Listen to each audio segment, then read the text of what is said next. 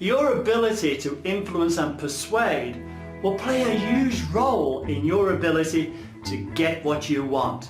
Now, you always want to aim for win-win outcomes, but it's so easy to misunderstand and equally to be misunderstood during an important conversation. You want to avoid this. Here's what to look for. Hi, I'm Mike Lally of KnowYourMind.com. Erratic communication skills can cost you dearly. To succeed brilliantly in virtually any endeavour, it is highly likely communication skills will be a prerequisite. Your ability to excel will probably depend upon having superior verbal, non-verbal and listening skills. Better still, to be recognised as outstanding in whatever you do, it is smart to settle for nothing less than becoming a master of communication.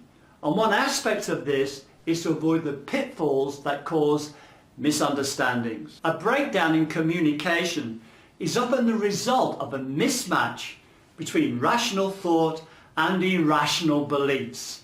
You trip yourself up and end up sending mixed messages. The problem can be exacerbated because irrational beliefs are almost always saturated with emotion. These beliefs are felt to be true. So we create our own rules, a version of reality that represents how we think, how we feel, and the way in which we behave. So we put our unique personalities on show.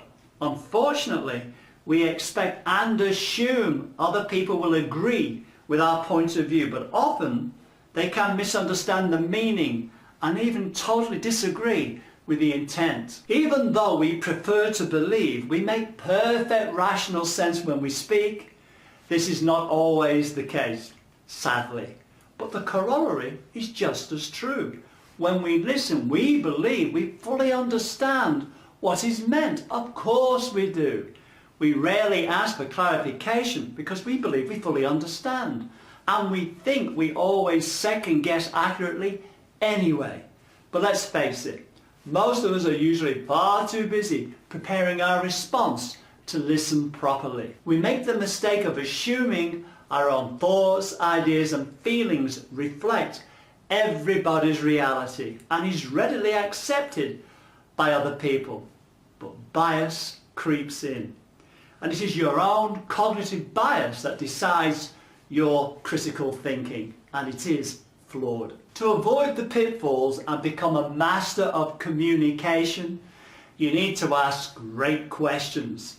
And this means putting your ego to one side, listen carefully and diligently before clarifying what is truly meant by asking pertinent and timely questions. Great communicators ask great questions, and they're often very simple in construction.